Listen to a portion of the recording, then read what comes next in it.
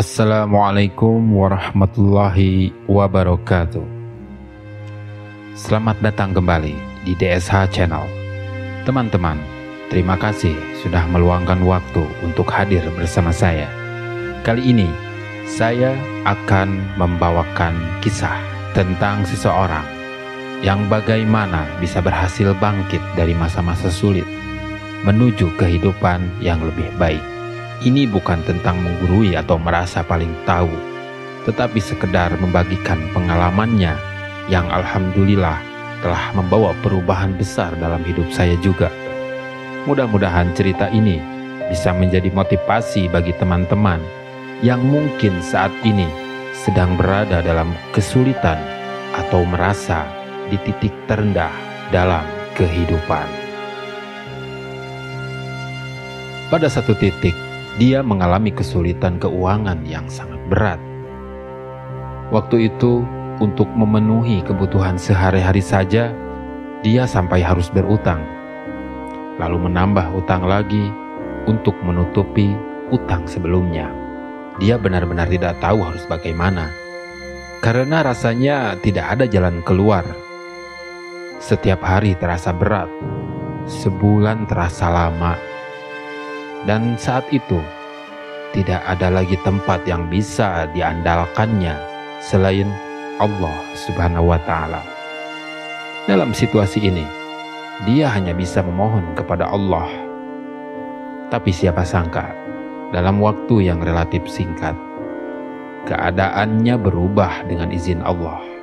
Dari cerita ini, saya belajar beberapa hal penting yang kemudian saya rangkum dalam 4 langkah berikut. Mengubah kalimat doa menjadi kalimat syukur.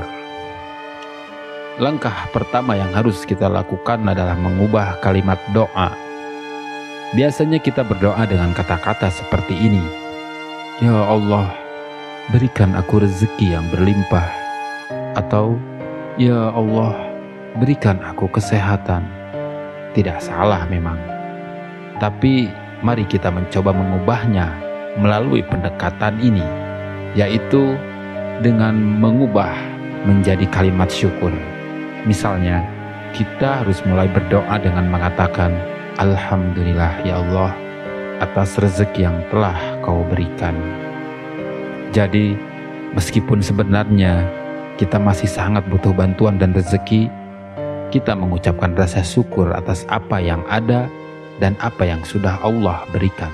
Dan kita pun pasti akan merasakan dalam kalimat syukur terjalin hubungan yang lebih dekat dan lebih dalam antara diri kita dengan Allah Subhanahu wa Ta'ala. Dan ajaibnya, doa yang diawali dengan syukur terasa lebih bertenaga, lebih mengalir, dan mengisi hati dengan ketenangan. Kemudian, menempuh jalur langit, yaitu dengan sholawat, melaksanakan sholat sunnah, dan bersedekah. Setelah memperbaiki kalimat doa, kita harus mulai menempuh apa yang disebut sebagai jalur langit dengan 3 langkah yang singkat, diawali dengan bersolawat, lalu melaksanakan sholat sunnah, dan bersedekah. Khusus untuk kita yang muslim, memperbaiki sholat wajib adalah yang utama. Setelah itu, kita lanjutkan dengan 3 hal.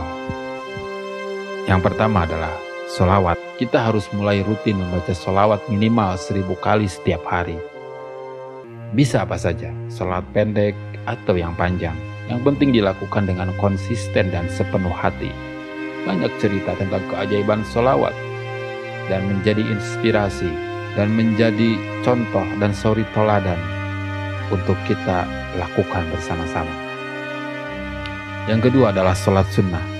Kita harus berusaha menjalankan sholat sunnah tahajud di sepertiga malam terakhir dan sholat duha di pagi hari. Dan tambahkan dengan sholat sunnah qobliyah subuh, lalu dilanjutkan dengan sholat subuh berjamaah.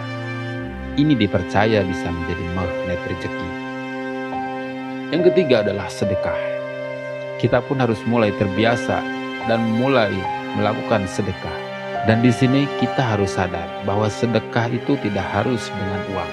Meskipun kita sedang merasa kesulitan ekonomi, kita bisa melakukannya dengan berbagai macam hal yang sederhana untuk bersedekah. Misalkan berbagi makanan setiap hari Jumat, atau sedekah subuh dengan memasukkan uang 1.000 atau 2.000 ke dalam kotak amal. Tapi konsisten dan punya niat ikhlas, karena dengan konsisten pintu rezeki akan mulai terbuka. Langkah berikutnya adalah mengalihkan fokus dari kesulitan dengan cara memberikan yang terbaik dan bermanfaat. Kita harus berusaha untuk tidak larut dalam kesulitan, tapi mencari apa yang bisa kita lakukan untuk orang lain. Misalkan kita punya keterampilan, kita harus mulai membagikan ilmu pengetahuan kita atau skill kita. Bisa dengan membuat konten di YouTube dengan niat murni berbagi tanpa terlalu fokus pada hasil atau penghasilan. Ternyata dengan memberikan yang terbaik, insya Allah rezeki datang tanpa diduga. Jadi bagi teman-teman yang punya keahlian atau hal yang bisa dibagikan, cobalah untuk memberi manfaat bagi orang lain. Jika kita memberikan sesuatu dengan niat ikhlas, insya Allah rezeki akan datang dengan sendirinya. Langkah terakhir adalah bertindak seolah-olah tidak dalam kesulitan. Meskipun kenyataannya mungkin tidak mudah, kita harus berusaha tidak menunjukkan kesulitan kita kepada orang lain, menghindari meminta atau mengemis-ngemis bantuan. Dengan tidak memancarkan energi kesulitan atau kekurangan, kita akan terhindar dari energi negatif yang bisa memperparah keadaan. Ini cara sederhana, tapi berdampak besar dalam menguatkan diri kita dan menumbuhkan sikap percaya diri bahwa Allah Subhanahu wa Ta'ala pasti akan membantu. Alhamdulillah, semoga dengan melakukan keempat langkah ini secara konsisten, hidup kita mulai berubah dengan sangat ajaib. Hutang yang tadinya membuat kita tertekan sedikit demi sedikit terlunasi. Rezeki datang dari jalan yang tak terduga. Urusan-urusan kita semoga dipermudah, dan kita diberi pekerjaan yang lebih baik. Untuk teman-teman yang mungkin sedang berada di titik terendah, semoga pengalaman ini bisa menjadi motivasi dan inspirasi. Ingat, Allah tidak akan mengubah nasib satu kaum kecuali mereka sendiri yang berusaha mengubahnya. Jika video ini bermanfaat, silahkan di-share kepada teman, kerabat, atau keluarga. Siapa tahu bisa menjadi amal jariah untuk kita semua. Terima kasih telah menyaksikan sampai akhir. Jangan lupa untuk memberikan like dan subscribe jika kalian ingin melihat lebih banyak konten seperti ini. Assalamualaikum warahmatullahi wabarakatuh.